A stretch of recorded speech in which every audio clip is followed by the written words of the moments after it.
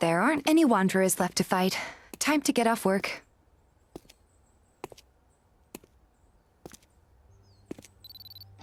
Never mind. Found one. It was too early to call it a day.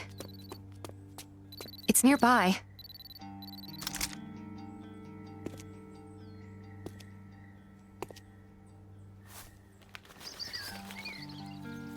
What's the matter?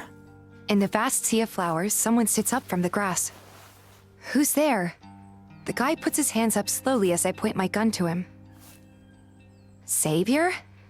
Xavier looks up, then slowly puts his hands down. Oh. It's you. You look like you're in a hurry. What happened? The data on the watch shows the wanderers around here. Yet... there's a wanderer nearby. Haven't you sensed it? A wanderer? Xavier holds up his chin, then suddenly puts his hand back into the grass. Here. As he speaks, he pulls out a fluffy ball from the grass. The wanderer bats its big eyes like a round, pudgy bird. As if upset with Xavier's rough handling, it bounces on the ground a few times, shaking off the grass on its head. So, you already tamed it. I was too late. Not really. I just happened to be resting here. Xavier and the fluffy wanderer look at each other for a moment, then turn to look at me. This wanderer lives here. Are you going to take it away? Fluffy seems to understand Xavier's words. It immediately raises its head, as if to say, it's not scared of me. Strange. Why is this wanderer... Yes, it knows what you're talking about. It is intelligent. Ah, how? The Hunter's Manual says wanderers are It just... truly is remarkable. Out of a billion wanderers, maybe only one can become intelligent.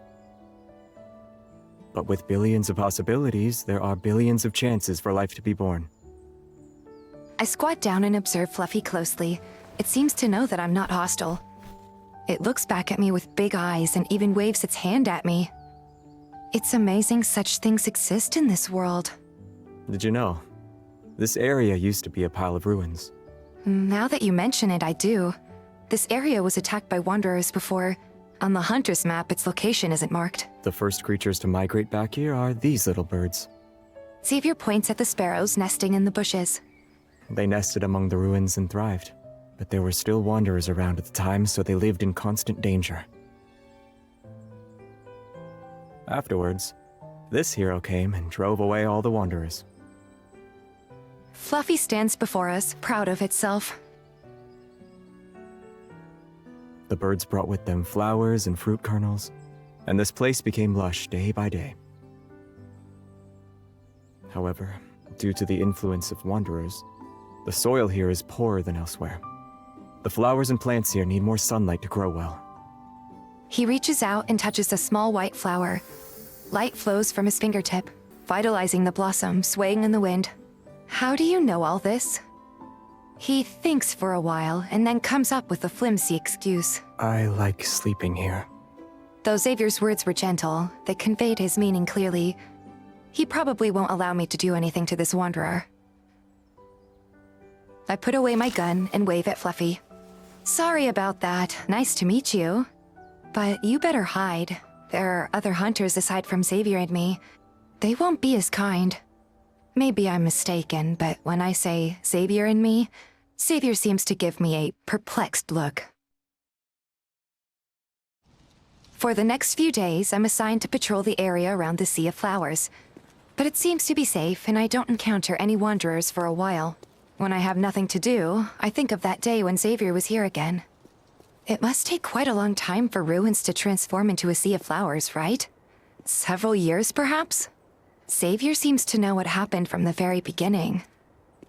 It was the same back at the base. He appears to know a lot, but won't say anything. Weird. Fluffy? Did you come out to play? You want me to come with you? A wanderer? A huge figure blocks my vision. I stare at the beast-like wanderer in front of me, and I can't help but get nervous. Why would an S-class wanderer suddenly appear here? Fluffy, take care of yourself. Leave the rest to me. The bullet-stricken wanderer thrashes around in pain amidst the sea of flowers. I try several times to deal it a fatal blow, but fail. This is a tough one. In the chaos, my gaze falls upon a small blossom next to me. Flower and plants here need more sunlight to grow well. The Wanderer continues its attacks, threatening to trample the flowers at any moment. I raise my gun. Danger! Move aside!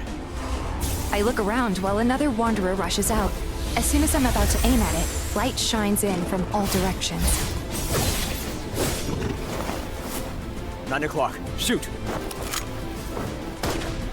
I pull the trigger without a second thought.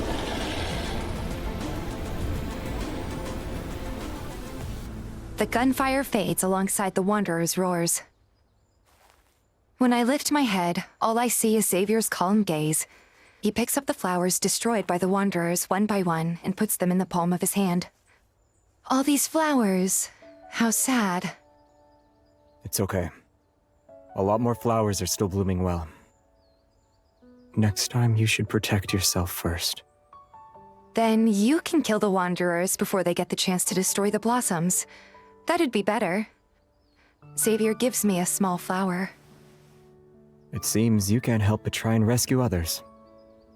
Whether they're people or flowers. The dark clouds dissipate. A ray of light shines behind Xavier, illuminating his smile. You scraped your hand. Fluffy rushes over and drops some bandages into Xavier's hand. It even has these? Give me your hand. I hesitate for a moment. Before I can finish my sentence, Xavier has already taken my hand. I was going to say that I can bandage my own wounds. Done. As I dust off my clothes and stand up, Xavier brings something to me. A protocore. But this Wanderer... You defeated it. He puts the protocore into my hand. I haven't forgotten it this time.